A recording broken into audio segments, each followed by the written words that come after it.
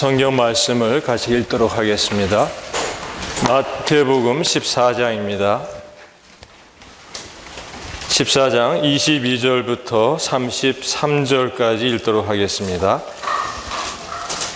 예수님께서 즉시 제자들을 재촉하시어 배에 태우셔서 그분보다 먼저 건너편으로 가게 하시고 그 동안에 무리를 돌려보내셨다. 무리를 돌려보내신 후에 그분은 기도하시러 홀로 산에 올라가셨고 밤이 되어도 거기 혼자 계셨다. 한편 배는 이미 바다 한가운데 있어 거슬러 부는 바람 때문에 파도에 시달리고 있었는데 밤 네 번째 파수 시간에 예수님께서 바다 위를 걸으셔서 제자들에게 오시니 제자들은 예수님께서 바다 위를 걸어오시는 것을 보고 매우 놀라 유령이다라고 하며 무서워 소리질렀다. 예수님께서 즉시 그들에게 안심하십시오. 나입니다. 두려워하지 마십시오. 라고 하시자 베드로가 주님이시라면 나에게 명령하시어 물 위를 걸어서 주님께로 오라 하십시오. 라고 하니 예수님께서 오십시오. 라고 하셨다. 베드로가 배에서 내려 물 위를 걸어 예수님께로 갔으나 거센 바람을 보고 두려워하여 물에 빠져 들어가자 소리 지르며 주님 나를 구원하여 주십시오. 라고 하셨다.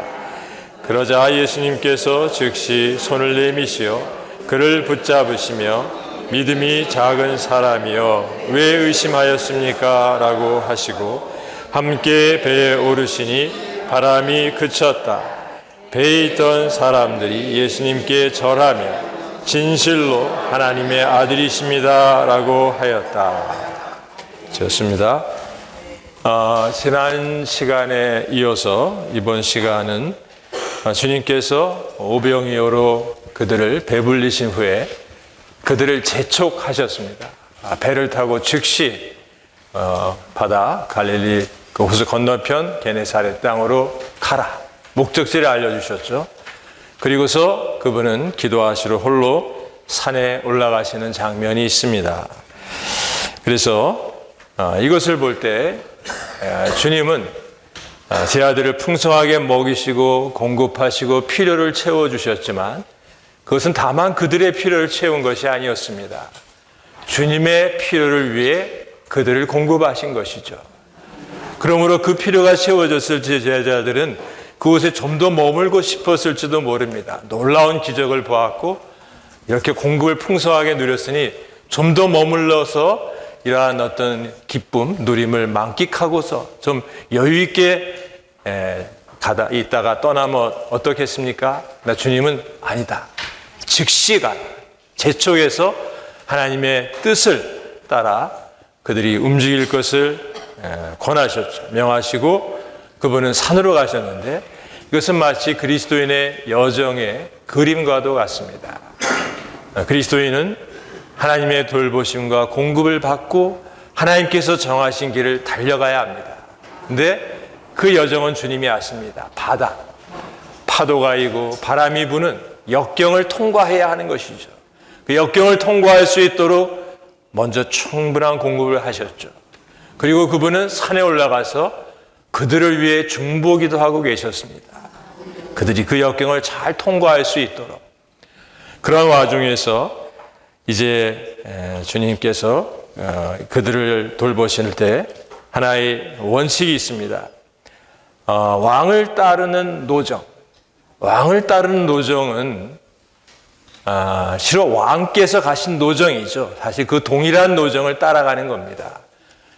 하나님의 아들께서 이 땅에 오셔서 그분이 마태복음에서 지금까지 쭉 하나의 거쳐오신 여정을 보면 지속적인 반대와 박해와 모독과 멸시와 모욕을 당하시는 그런 여정이었습니다. 왕을 따르는 이들이 다른 이들의 사람들의 환대와 환영과 칭찬을 받기를 기대한다면 처음부터 계산을 잘못한 겁니다. 주님을 따르려는 사람은 계산을 잘해야 합니다. 반대와 박해와 핍박과 멸시와 모욕이 오면 잘 가고 있구나. 내가 지금 길을 잘 가고 있구나. 주님을 따르는데 왜 이런 일이 일어나나? 그건 처음부터 잘못 알고 시작하신 겁니다. 영광은 장래일입니다. 지금은 멸시와 천대를 주님이 받았던 그 길을 가기 위한 십자가의 길을 가는 것이죠. 그러나 그 안에 여전히 주님의 돌보시고 공급하시는 비밀한 그러한 손길이 있다는 겁니다.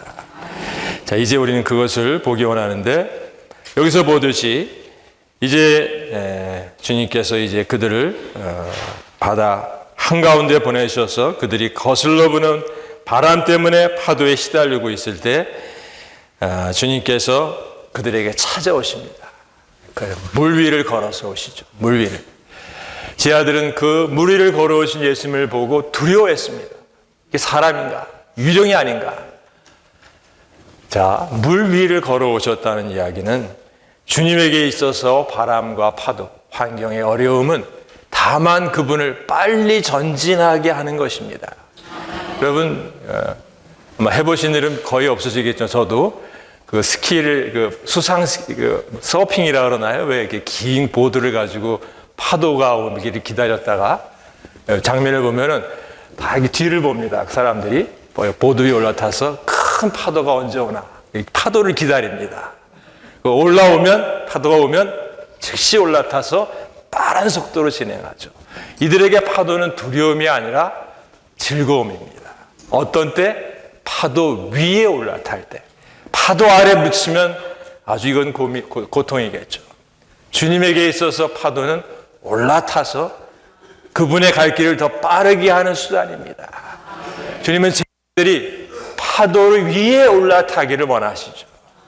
환경 위에 올라타서 어려움과 박해와 시련이 올 때 그 위에 올라타라.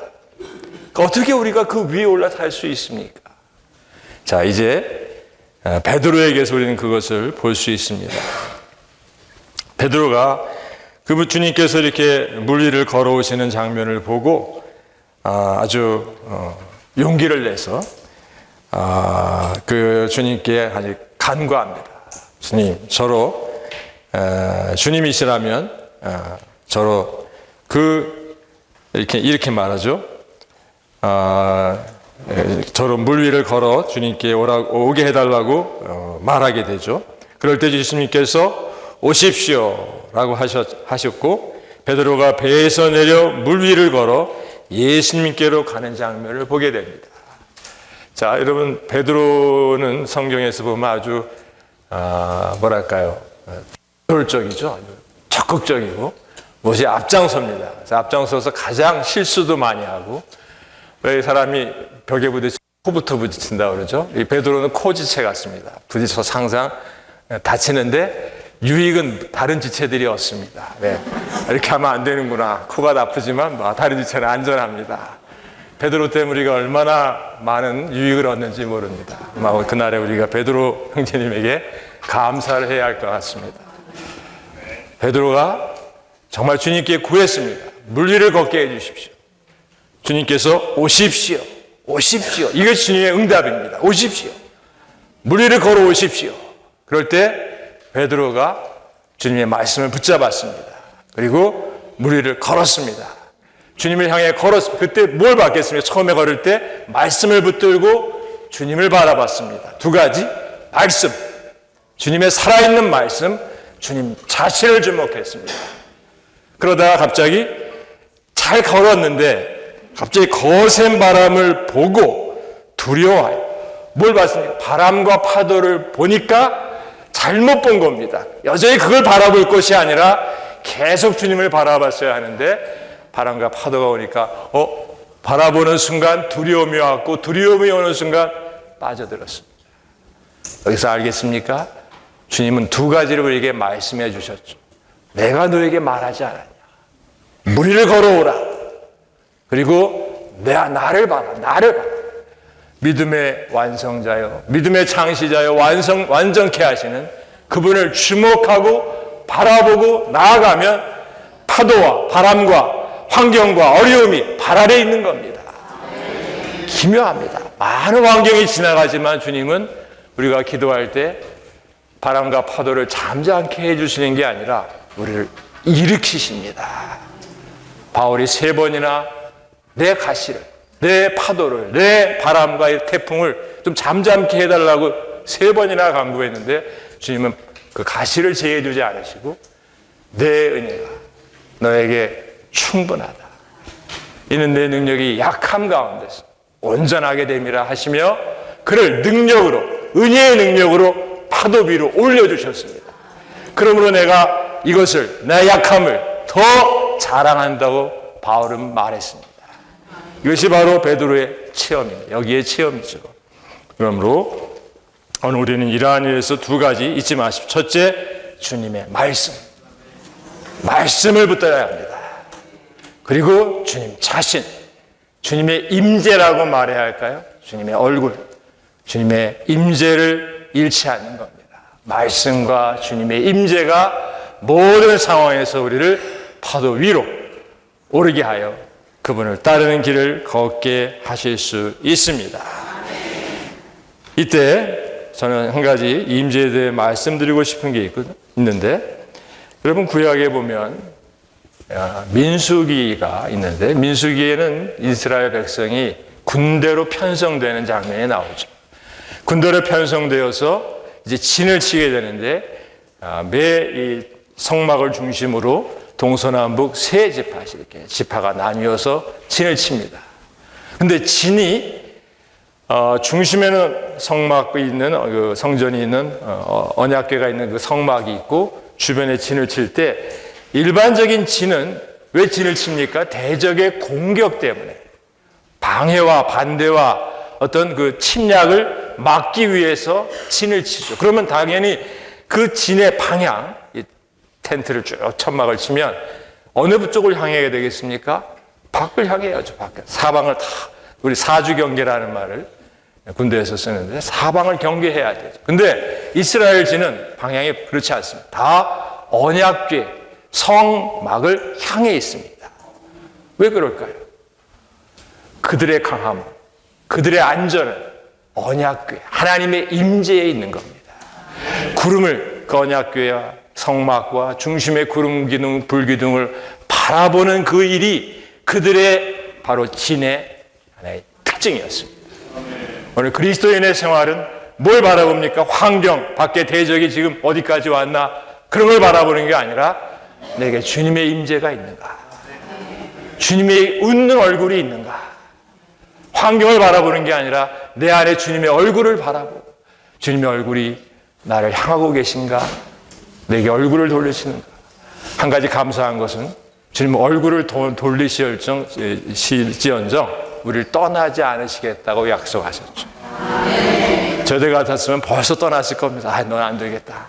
주님은 내가 세상 끝날까지 여러분과 영원히 함께 있겠다고 하셨습니다. 근데 함께 계신 주님이 내게 웃는 얼굴을, 밝은 표정을 보여주고 계신가? 아니면 고개를 떨구고 계신가? 혹은 얼굴을 돌리고 계신가?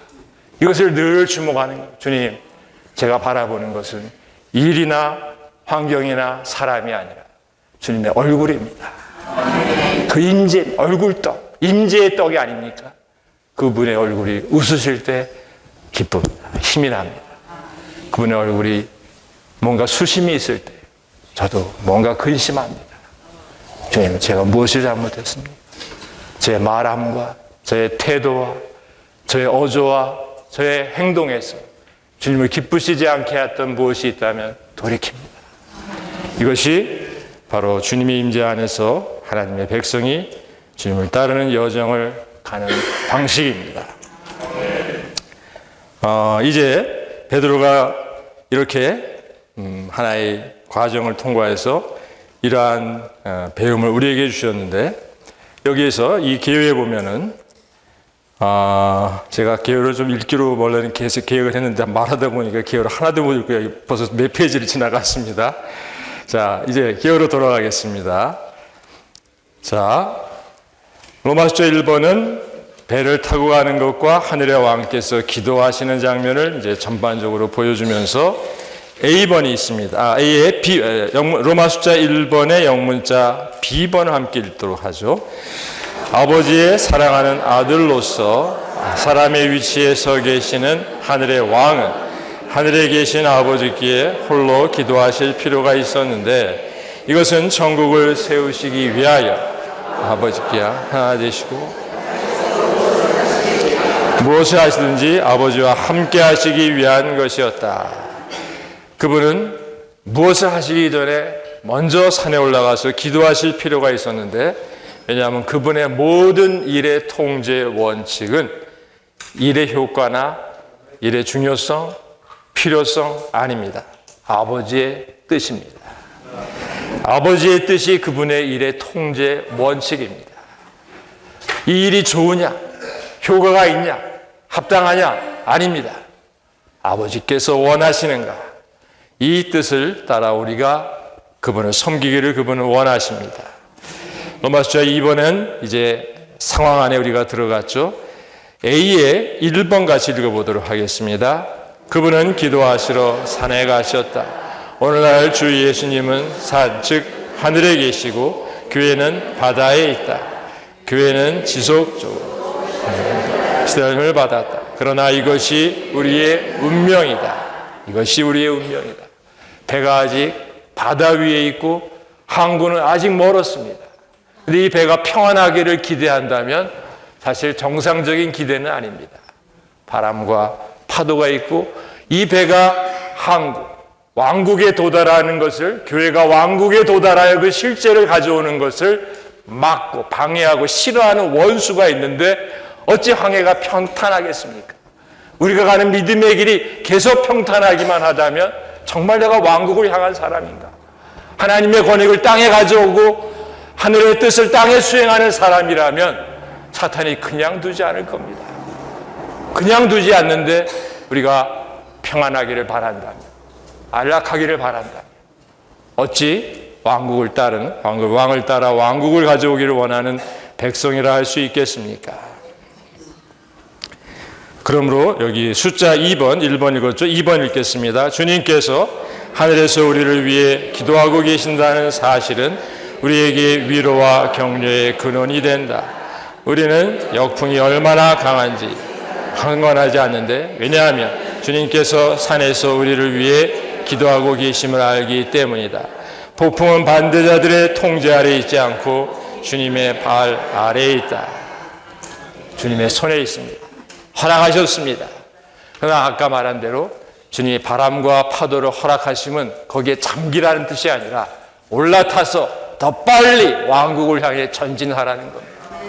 왕국을 향해 더 나아가라고 바람과 파도를 주신 겁니다. 거기에 빠지지 말고 더 올라타서 전진하는 이들이 되기 원합니다. 이제 로마서 3번에서 하늘의 왕께서 바다 위를 걸으셔서 제자들에게 오셔서 용기를 주시는 장면이 있었죠. 여기 영문자 A의 숫자 2번을 함께 읽도록 하겠습니다. 주님은 제자들이 파도에 시달리고 있는 동안 바다 위를 걸으셨다. 이것은 주님께서 우주의 창조주이시오 통치자이시라는 것을 증명한다. 네 번째 파수 시간, 그 로마의 파수는 네 번이 있었는데 네 번째 파수가 마지막 파수, 새벽 파수죠. 오전 3시부터 6시까지라고 합니다. 가장 힘든 때입니다. 믿음의 여정에서 네 번째 파수는 가장, 이 파수는 밤에 하죠. 지금 어둠에 영적으로 어둠의 때입니다. 마귀 사탄이 지배하고 있죠, 세상을. 그런데 마지막 여정의 가장 힘든 코스를 통과할 때 주님이 오십니다. 오셔서 그들에게 용기를 주시죠. 바다 위를 걸어오시는데, 여러분 에베소서 1장에 여러분 사중 능력을 기억하십니까? 그분은 죽음에서 일어나셨고 하나님의 보좌 오른편에 앉으셨고 만물을 발 아래 복종시키셨고 이제 이 모든 것을 만물 위에 머리가 되셔서 교회에게 주셨습니다. 그러므로 여기 만물을 발 아래 복종시키시는 능력을 가지신 주님이심을 바다와 파도를 걸으심으로 보여주셨습니다. 뿐만 아니라 아까 말한 대로 교회에게 이 능력을 주셨다는 것은 교회인 배가 바람과 파도 위에 올라타서 전진하기를 원하십니다. 로마서 4번에서는 이제 하나의 공과를 보여주셨죠. 제자들이 보이는 것으로가 아니라 바람과 파도 그것이 아니다. 믿음으로 폭풍 속에서 걷기를 배우기를 원하셨습니다. 믿음은 바로 주님의 말씀에 근거한 우리의 행동이라고 했죠. 말씀은 객관적인 겁니다. 내게 온 믿음의 대상이죠.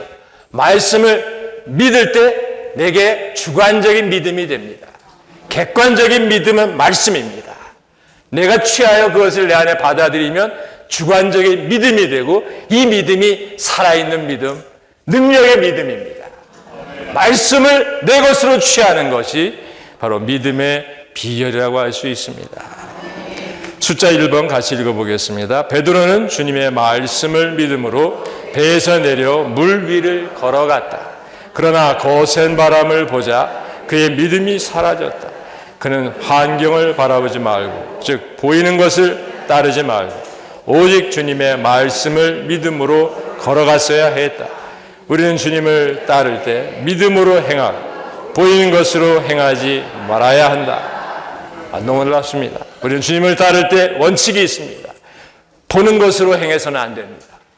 믿음을 따라 행해야 합니다. 믿음은 보이지 않는 것들의 증거입니다. 확증입니다. 바라는 것들의 확증이죠. 그러므로 믿음으로 보이지 않는 주님을 보며 바라는 것들을 실제화하며 이 길을 따라갈 수 있기 원합니다. 자, 이제 베드로에 대해서 아주 이 담대하고 빠른 사람과 비번해 보면 소심하고 조심성 있는 사람을 비교했습니다. 베드로가 돼야겠다고 결심하지 마십시오. 아무나 되는 게 아닙니다. 그러나 베드로에게서 배울 점은 하나 있습니다. 왜냐하면 여기 숫자 2번, B의 숫자 2번을 같이 읽어보죠. 빠른 사람들은 항상 문제를 일으키는 반면 소심한 사람은 결코 문제를 일으키지 않는다. 주님의 임재 안에 있지도 않다. 사실 저는 이 느헤미야를 떠올렸습니다. 느헤미야, 베드로를 생각하면서 느헤미야에 대해서 사용한 단어는 진취적인 사람이다 그랬습니다. 진취적이다. 느헤미야 굉장히 진취적이었습니다. 예루살렘 그의 소식, 성벽이 황폐하고 무너지고 하나님의 백성은 박해받고 아주 어려운 가운데 있다는 소식을 한 면에 통회했지만 또 한 면에 그냥 거기에 주저앉아 있지 않았고 기회가 왔을 때 왕이 어찌 그대의 얼굴이 수심이 가득하냐 이렇게 물을 때 기도하며 내 조상의 묘실이 있는 성이 황폐했는데 제가 어찌 수심이 없을 수 있겠습니까? 네가 무엇을 원하느냐? 저를 보내주셔서 제 조상의 성은 재건할 수 있도록 허락해 주십시오. 아주 담대하게 분명하게 요청했습니다. 그리고 올라가서 성을 건축하고자 하는 갈망을 가졌고 52일 만에 그 성을 건축해냈습니다. 그 와중에 수많은 방해와 반대와 위협과 유혹과 너희들이 이 성 건축에서 모반을 일으키는 거 아니냐? 와라. 이 말이 벌써 황제에게 들어갔다. 이제 와서 우리가 한번 이야기해보자. 만일에 느헤미야의 마음속에 0.1%라도 뭔가 나를 위한 왕국을 얻고자 하는 여지가 있었다면 그 말을 들었을 때 두려워했을 겁니다. 그러나 느헤미야는 무슨 이야기냐? 나 사람이 어찌 그런 일을 꾸밀 수 있겠단 말이냐? 그럴 때 하나님으로부터 지혜가 왔습니다. 이들이 거짓말로 나를 두렵게 하여 이 건축 역사를 방해하려고 하는구나. 담대했고 강했는데 그 담대함과 강함은 천연적인 느헤미야의 기질이 아니었습니다. 어디에서 왔어요? 순수함. 순수함이 담대하게 만드는 겁니다. 순수함이 참된 강함입니다.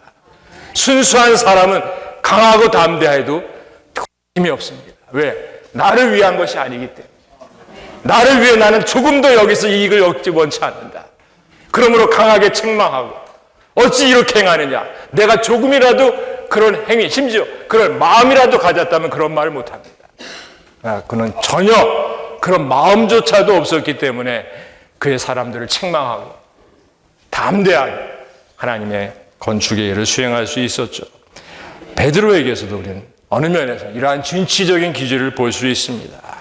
그럼 이 말씀에 의한다면은 아주 조심하고 문제도 일으키지 않는 사람을 너무 좋아하지 마시고 진취적이고 문제가 좀 있지만 많이 배우는 사람. 제가 교회 생활 하다 보니까 아주 조심조심 하는 사람이 있고 아주 불뚝불뚝한 사람이 있는데 불뚝불뚝하라는 얘기가 아닙니다. 근데 그런 사람 중에 많이 배우더라고요. 진보하는 사람은 좀 실수하는 사람입니다. 실수 안 하려고 하다 보니까 배우지도 못해요. 언어를 하는, 제가 알고 있는 어떤 언어를 잘하는 분이 있는데 이분의 특징은 아주 담대하게 마구 말합니다. 마구. 어떻게 사람들이 저걸 영어라고 하시나? 근데 몇 년 뒤에 보니까 정말 잘하시더라고요. 저는 그냥 그런 거 못합니다. 그래서 실력이 안 늘어요. 제가 말씀드리고 싶은 건 그겁니다. 주님 안에서 담대하십시오. 믿음을 갖고 진취적이 되십시오. 적극적으로 나아가십시오. 어려움이 올까봐 두려워하고 앉아 계시지 말고 어려움이 오겠지만 주님을 위해 담대하게 나아가는 사람들이 될 수 있기 원합니다. 자, 이제 마지막에 이들은 배에 있던 사람들이 예수님께 절하며 진실로 하나님의 아들이십니다 라고 말하게 됐죠. B번에 보면 하늘의 왕께 경배하고 그분을 하나님의 아들로 인식했다고 말합니다. 숫자 1번 함께 읽어보겠습니다. 주님을 하나님의 아들로 인식하는 것은 그분께서 깨닫는 것이다. 이것은 제자들이 주님의 신성을 인정했다는 것을 가리킨다. 베드로의 이러한 행동이 없었다면 제자들에게 이러한 배움을 가져오기 어려웠을 겁니다. 그분이 바다 위를 걸으시고 그분의 말씀을 붙잡고 베드로가 걸었고 말씀을 붙잡지 않고 또 환경을 바라보다 빠졌고 이게 다 배움입니다. 베드로의 배움일 뿐 아니라 우리 모두의 배움이 되게 하심을 감사합니다.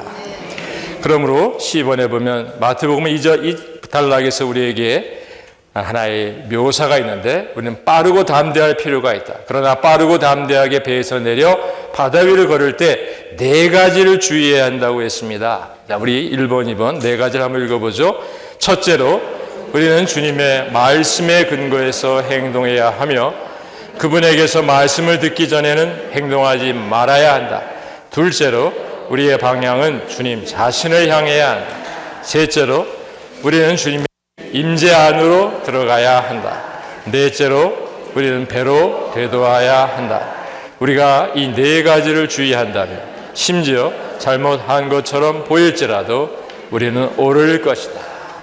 그리스도인의 행동, 행함의 네 가지 원칙 잘 새겨주십시오. 여기에 통제하는 원칙이 있는데 첫째는 말씀에 근거하여 행동해야 한다. 이 말은 말씀이 없다면 멈춰야 한다는 겁니다. 살아있는 말씀, 레마의 말씀, 즉각적인 내 내면의 말씀을 말하는 겁니다. 그 말씀이 내게 임할 때 오십시오. 오십시오. 가십시오. 말하십시오. 일어나십시오. 이런 말씀이 내 안에 있을 때 행할 수 있다는 것이죠. 둘째는 우리의 방향입니다. 주님 자신을 향해야 한다. 이 말은 우리가 어떤 일을 행할수록 내 안에서 주님이 점점 느껴진다면, 제가 내게서 점점 사라진다면 멈추라는 겁니다. 우리는 참 고집스럽습니다. 시작한 거니까 마저 하고서 회개해야지. 안 됩니다. 즉시 멈춰야 합니다. 그리고 주님, 제가 너무 지나치게 갔습니다. 지금 여기까지가 좋다고 이미 전에 말씀하셨는데 저는 제가 가던 대로 계속 갔군요. 돌이킵니다. 이것이 우리의 방향입니다. 세 번째, 우리는 주님의 임재 안으로 들어가야 한다. 임재 안. 다시 말해 우리가 어떤 일을 행한 후에는 그분의 미소가 있어야 한다는 겁니다. 얼굴은, 임재는 얼굴이요, 얼굴은 미소입니다. 다 마침 왜 주님이 누가 했냐? 누가 그 일을 했냐? 주님은 이렇게 물어보십니다. 그 일이 얼마나 효과적이었냐 묻지 않으시고 너 많은 일을 했는데 그게 누구냐? 네가 한 거냐, 내가 한 거냐. 그날에 많은 이들이 주님 앞에 와서 주님 제가 주님의 이름으로 귀신도 쫓아내고 많은 기적도 행하고 이 일도 행하고 사람도 구원시키고 교회도 일으키고, 근데 주님은 내가 도무지 너희를 알지 못한다. 왜? 네가 했다. 네가. 나는 그 일을 한 번도 인정한 적이 없다. 하라고 한 일이 없다. 그러므로 이 일이 옳으냐, 이 일이 하나님께 속한 것이냐, 하나님을 위한 것이냐, 그것도 아닙니다. 누가 너더러 나를 위해라고 했냐. 너는 나를 위하는 것이 뭔지 아느냐? 내 말을 듣는 것이다. 나를 순종하는 것이다. 내가 너에 대한 뜻은 멈추는 것이었다. 더 이상 일하지 말고 멈춰서 나와 함께 머물자는 것이었는데, 너는 내 말을 거스르고 소위 나를 위한다는 이름으로 수많은 일을 행했으나 나는 너를 도저히 인정할 수가 없다. 이것입니다. 그러므로 세 번째는 임재 안으로 들어가야 합니다. 네 번째는 배로 되돌아야 한다고 그랬죠. 배는 제자들이 머물렀던 하나의 배는 방주의 그림과도 같죠. 교회요, 교회 생활입니다. 그러므로 우리가 행한 모든 일의 결과는 그리스도의 몸인 교회를 건축하는 결과를 가져와야 한다. 많은 하나님의 일꾼들이 주님을 위해 일한 후에 분열을 가져옵니다. 능력이 있을수록, 역사가, 결과가 클수록 자신의 사람들을 모아 자신의 일을 하는데 교회는 큰 어려움을 당합니다. 우리의 모든 일은 하나님의 집인 교회를 건축하는 결과를 가져와야 합니다. 이제 로마서 6번이면 이제 14장의 후반부 옷수를 만짐으로 낫는 장면이 나오는데, 14장에 보면 34절부터 그들이 건너가 게네사렛 땅에 이르니 그곳 사람들이 예수님이신 것을 알고 그 북은 온 지방에 통지하여 병든 사람들을 다 예수님께 데려왔다. 그리고 그들은 예수님의 옷술만이라도 만지게 해주시기를 간청하였으며 만진 사람은 모두 완전하게 나았다. 그곳에 도달하라고 한 게네사렛 땅은 이 전체 그림에 의하면 왕국의 예표입니다. 왕국에 들어갈 때 비로소 치료의 주와 치료하시는 주님의 손길이 완전히 임합니다. 물론 지금도 치료하는 주님을 은혜로 체험하지만 완전한 치료는 그날에 있을 겁니다. 그런데 그 치료가 어디에서 나옵니까? 주님의 옷술, 그 단에 있는 옷술, 청색 실로, 하늘에 속한. 그리고 옷은 우리가 알죠. 표현입니다. 옷은 그 존재의 표현이죠. 그리스도의 표현은 그분의 인성의 미덕입니다. 하늘에 속한 그리스도의 온유하고 향기롭고 달콤한 인성의 미덕이 사람들을 치료합니다. 여러분 생각해 보시죠. 우리가 주님께 이끌려 매혹되어 구원 얻었을 때 주님의 능력에 의해 매혹됐습니까? 아닙니다. 제가 구원받을 때 정말 제가 인정받았던 구절은 이런 것이었습니다. 제가 기억합니다. 누가 약하면 내가 약하게 되지 않으며 누가 실족하면 내가 애타하지 않더냐. 그 말을 들을 때 저에 대한 하나님의 마음이 탁 만져지더라고요. 이분의 인성이 이런 분이구나. 능력 때문이 아니었습니다. 그분이 죽은 자를 살리셨다, 부활하셨다, 그런 것이 저를 매혹한 게 아니라 이분이 이렇게 나를 위해 약해질 수 있구나. 내가 실패할 때 애타하는 분이시구나. 그럴 때 제가 마음을 열었습니다. 그리고 영접했죠. 여러분 다 그럴 겁니다. 인성의 아름다운 미덕이 사람들에게 회개를 가져오고 치료를 가져오는 겁니다. 그때 저는 치료됐습니다. 마음의 상처, 얼어있는 마음, 닫혀있는 마음이 치료되었고 녹았습니다. 그날의 주님은 이렇게 사람들을 치료하실 겁니다. 그러므로 이 요한계시록 마지막에 보면 생명나무가 있는데 그 나무에 대해 이렇게 말합니다. 그 생명나무가 12번 열매를 맺는데 달마다 열매를 맺습니다. 그 나무의 잎들은 민족들을 치료하기 위해 있습니다. 열매는 하나님의 백성들의 공급을 위해 있지만 잎사귀들은 치료를 위해 있습니다. 결국 민족들을 치료하죠. 이 잎사귀가 뭡니까? 표현입니다. 그분의 인성의 아름다움의 표현이 사람들을 치료하고, 지금도 복음이 어떻게 전파됩니까? 여러분, 복음이 능력의 결과라고 생각합니까? 구변의 결과입니까? 많은 지식의 결과입니까? 아닙니다. 우리를 통해 나타난 그리스도의 아름다운 인성의 미덕이 사람들의 마음을 감동시키는 겁니다. 이제 15장에 들어가서 우리가 좀 더 성경 구절 좀 읽어보면 어떨까요? 1절부터 20절까지 말씀을 같이 읽어보도록 하겠습니다. 그때 어떤 바리새인들과 율법학자들이 예루살렘에 와서 예수님께 말하였다. 왜 선생님의 제자들은 조상들의 전통을 범합니까? 그들 음식 먹을 때 손을 씻지 않습니다.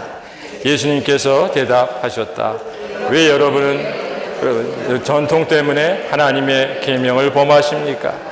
하나님은 너희 부모를 공경하여라 라고 말씀하셨고, 또 아버지나 어머니를 욕하는 사람은 반드시 죽어야 한다라고 말씀하셨습니다. 그러나 여러분은 말하기를 누구든지 내가 부모님께 드려 유익하게 할 것을 하나님께 예물로 드립니다라고 자기 아버지나 어머니에게 말하면 아버지나 어머니를 공경할 필요가 없다라고 하여 여러분의 전통으로 하나님의 말씀의 권위를 빼앗습니다. 이선적인 사람들이요, 이사야가 여러분에 대하여 이 백성이 입술로는 나를 공경하지만 마음은 나에게서 멀리 떠나 있다.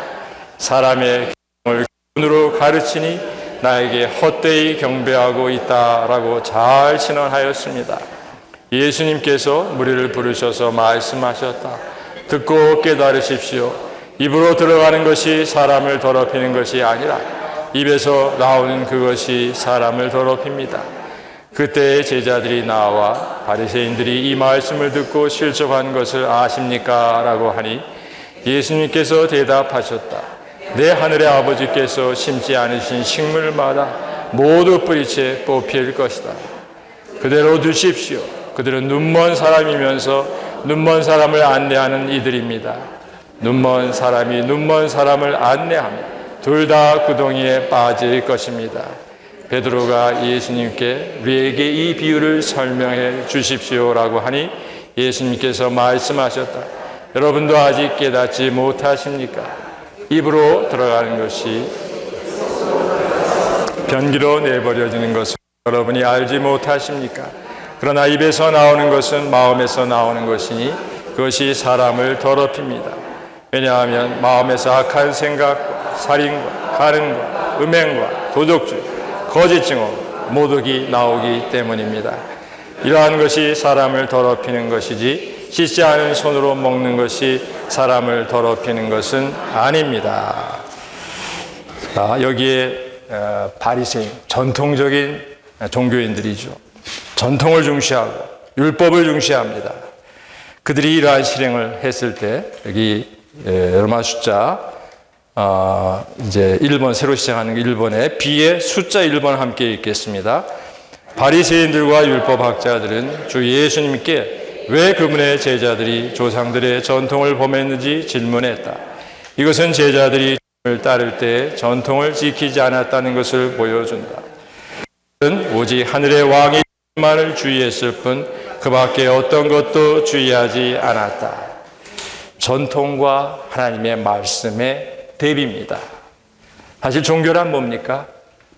하나님의 말씀을 받아들였습니다. 그러나 그 말씀보다 사람의 전통을 더 중시하는 이들입니다. 그러나 한 가지 분명합니다. 왜 전통이 하나님의 말씀을 대체합니까? 전통이 왜 생겼습니까? 수많은 인간적인 요소가 말씀에 가미될 때 인간적인 요소가 말씀을 변개시켜서 하나의 인간적인 규례가 되고 규례가 반복될 때 습관이 되고 전통이 되는 겁니다. 근데 왜 인간적인 것이 들어왔을까요? 그것을 누룩이라고 하는데 누룩이 들어가면 기묘하게 다 먹기가 쉬워집니다. 하나님의 말씀이 참 쉬워집니다. 그대로 따르려고 하니까 너무 힘든데 딱딱한데 누룩을 인간적인 관념을 가미하니까 타협이 가능합니다. 모든 게 허락되는 게 많습니다. 이것이 바로 진리의 절대성을 진리의 표준을 낮추는 겁니다. 절대적으로 말씀의 편에 진리의 편에 서는 사람들이 될 수 있기 원합니다.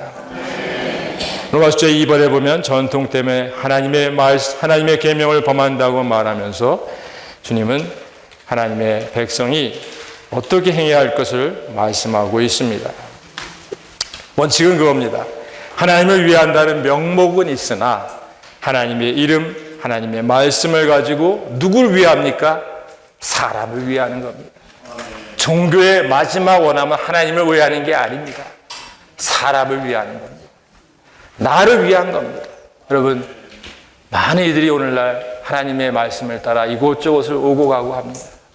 거기 기준이 하나 있습니다. 무엇이 나에게 유익할꼬, 누가 나를 잘 위해 줄꼬, 이걸 따라 움직인다면 나는 바리새인과 다를 바가 없는 겁니다. 어디에 가면 하나님의 뜻을 정말 따를 수 있을꼬, 어디에 가면 하나님의 갈망을 이룰 수 있을까? 나에 대한 하나님의 뜻이 어떻게 이루어질 수 있겠는가? 누가 그걸 도와줄 수 있겠는가? 이걸 따라 움직이신다면 주님 분명 길을 인도하실 겁니다. 사람들을 도울 때도 그렇게 도와야 합니다. 하나님의 뜻을 순종하는 이들로 그들을 인도할 수 있기를 원합니다. 그러므로 우리는 오늘 내가 믿고 행하는 일들 가운데 사람의 전통에 속한 가르침이나 규례나 실행은 없는지 한번 깊이 주님 앞에 가져갈 필요가 있습니다. 내가 지금 만든, 내가 행하는 것들 중에 정말 내게 속한, 사람에 속한, 전통에 속한, 규례에 속한, 심지어 어떤 것들은 다 한국인에 속한 어떤 전통은 없는지, 이것이 말씀에 영인 아닌 다른 나 자신에 속한 것은 없는지 더 빛 가운데 볼 수 있기 원합니다. 그리고 주님이 아주 유명한 말씀하셨죠. 사람이 여기에 말씀 보면은 입술로는 마셔서 한번 입술로는 하나님을 공경하지만 마음은 멀리 떠나 있다고 했습니다. 입술은 공경한다 말합니다. 그러나 마음은 그 안에 없습니다. 마음이 없는 기도, 마음이 없는 찬송, 마음이 없는 주님을 위한 어떤 말들, 제가 이렇게 말할 때 제가 먼저 찔립니다. 어떤 기도는 정말 사람에게 들으라고 한 기도도 많습니다. 어떤 찬송은 정말 노래가 좋아서 찬송한 적도 있습니다. 내 기분에 취해서 내가 찬송을 하든 기도를 하든 말씀을 선포하든 무엇을 하든 그 안에 하나님을 향한 마음이 있어야 합니다.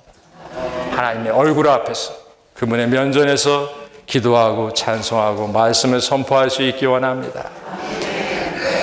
요한복음 4장에서 주님이 유명한 말씀, 그러나 참된 경배자들이 영 안에서 진실함으로 아버지께 경배할 때가 오고 있는데 바로 지금입니다. 왜냐하면 아버지는 이렇게 경배하는 사람들을 찾으시기 때문입니다.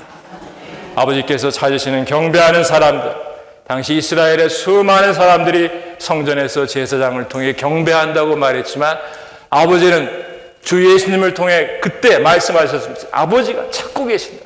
누가 영 안에서 진실함으로 아버지를 경배하고 있는지. 지금도 주님은 찾고 계십니다. 누가 나에게 참되게 진실함으로 영 안에서 경배하고 있는가. 이러한 경배자들을 찾으셔서 그분은 그들을 통해서 그분의 마음의 갈망을 이루시길 원하고 계십니다. 그러므로 마지막 제가 한 가지만 말씀드리고 마치겠습니다. 내가 옳다고 여겼던 것들이 다 옳은 게 아니고 내가 그러다고 여겼던 것들이 다 그런 것이 아니었습니다.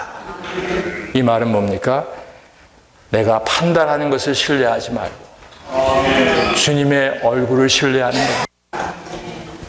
내가 옳다고 하는 것을 따라 행하지 않게 하시고 주님의 미소를 따라 행하는 하나님의 백성이 되게 하셔서 우리가 이 믿음의 여정을 갈 때 비록 많은 환경과 어려움이 있겠지만 두 가지, 하나님의 말씀을 붙들고 하나님의 웃는 얼굴을 따라서 말씀은 힘을 주고 그분의 얼굴은 방향을 제시해 줍니다. 얼굴의 방향을 따라 말씀을 붙들고 주님이 가라고 하신 곳까지 우리가 다 도달할 수 있기 원합니다.